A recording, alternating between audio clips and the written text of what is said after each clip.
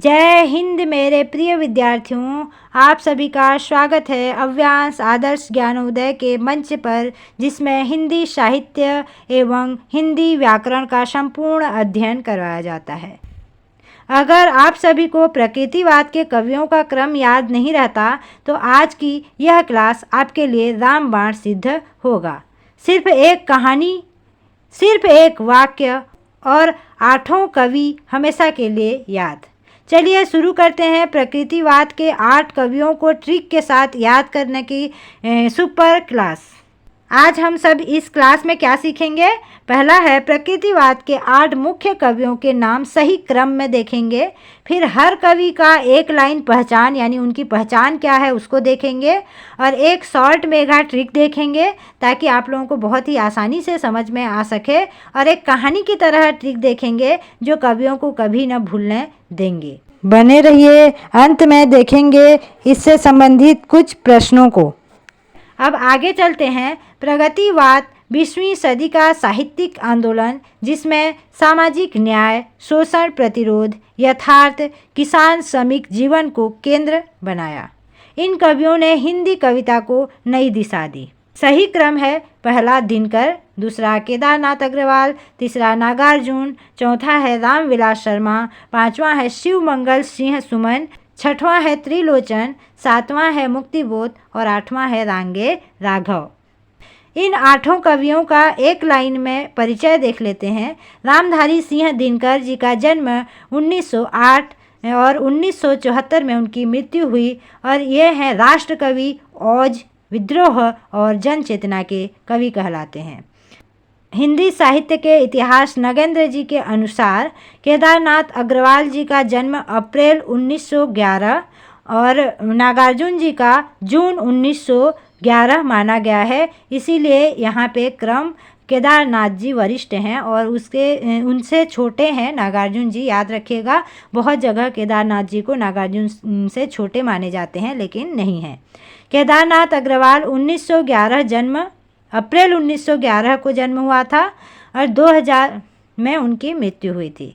किसान श्रमिक जीवन के वास्तविक चित्रकार थे ये। और फिर उसके बाद आते हैं नागार्जुन जी। नागार्जुन याद रखिएगा ट्रिक के साथ, जून, नागार्जुन यानी जून महीने में 1911, यानी कि केदारनाथ से छोटे हैं। नागार्जुन 1911, जून 1911 और 1998 में उनकी मृत्यु। जन कवि, जनता का दुख, संघर्ष और व्यंग रचनाएं रचते हैं। रामविलास शर्मा 1912 को उनका जन्म, मृत्यु 2000। प्रगतिवादी आलोचक थे ये और भाषा, राजनीति और समाज पर गहरी दृष्टि।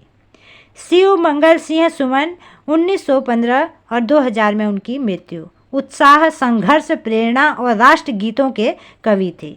छठवां है त्रिलोचन, 1917 में जन्म और 2007 में उनकी मृत्यु। ये लोक भाषा, लोक जीवन और सरलता के कवि थे।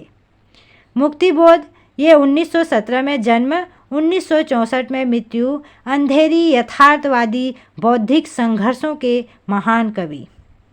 8वां है रांगे राघव, 1923 और 1962 में उनकी मृत्यु। बहुआयामी रचनाकार, इतिहास, समाज, संघर्ष पर जोर। अब देखते हैं इन 8 कवियों के ट्रिक जिससे बहुत आसानी से आप सभी को याद हो सकते हैं। दीन के नाग राम सुमन त्रि मुक्त रंग, दीन के नाग राम सुमन त्रि मुक्त रंग। आप सभी भी मेरे साथ एक बार दोहराइए, लगातार आप दोहराते रहिए ताकि आप सभी को भी यह ट्रिक याद आ जाए। दीन के नाग राम सुमन त्रि मुक्त रंग, यही 8 कवियों का क्रम है। बार बार इसको आप यदि रिपीट करते जाएंगे तो आप लोगों को याद हो जाएगा। अब आती है वह कहानी जो इन सभी को आपके मन में हमेशा के लिए बैठा देगी। दिन के समय एक नाग ने राम को सुमन दिए, यानी दिन के समय एक नाग ने राम को सुमन दिए, 3 बार मुक्त होकर रंग गए। ठीक है, अब इसमें छपे हैं, देखिए। दिन से दिनकर, के से केदारनाथ अग्रवाल, नाग से नागार्जुन, राम से रामविलास शर्मा, सुमन से शिव मंगल सिंह सुमन, से त्रिलोचन, मुक्ति से मुक्तिबोध, रंग से रांगे राघव। सिर्फ एक वाक्य याद करो, पूरा क्रम याद। एक बार बोलिए, तुरंत याद हो जाएगा, और 2 बार बोलेंगे तो कभी नहीं भूल पाएंगे। इसीलिए बार बार जो ट्रिक दिया जाता है उसको आप लोग बार बार रिपीट कीजिए, कभी भी नहीं भूल पाएंगे। और एक आसान सा ट्रिक आप लोगों को एक स्टोरी की तरह, कहानी की तरह बताती हूँ, क्योंकि स्टार्टिंग में ही आप लोगों को बताई थी। बहुत सारी ट्रिक बताऊँगी और कहानी के माध्यम से भी एक ट्रिक आप लोगों को बताऊँगी, ताकि आप सभी कभी भी इस प्रगतिवादी 8 कवियों को क्रम से कभी भी नहीं भूल पाएंगे। बहुत आसान तरीका। एक कहानी सुनाती हूँ आप सभी को। आप सभी एक दृश्य सोचिए। धूप वाला दिन है, यानी दिनकर।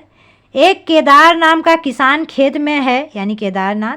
अचानक एक नाग आता है, यानी नागार्जुन। पास में राम खड़े हैं, रामविलास शर्मा जी, ठीक है। नाग राम को सुमन देता है, यानी शिव मंगल सिंह सुमन, ताकि यानी 3 बार आवाज़ आती है। यानी त्रिलोचन। और एक व्यक्ति मुक्त, यानी मुक्तिबोध होकर भागता हुआ रांघे की तरफ चला जाता है।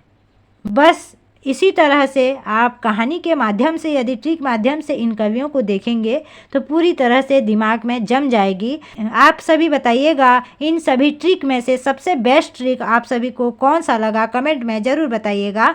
चलिए जल्दी से एक टेस्ट करते हैं। मैं एक शब्द बोलूँगी, आप चैट या कमेंट में तुरंत बताइए कि वह किस कवि का संकेत है। नाग, बताइए किसका है नाग, जल्दी बताइए कमेंट में।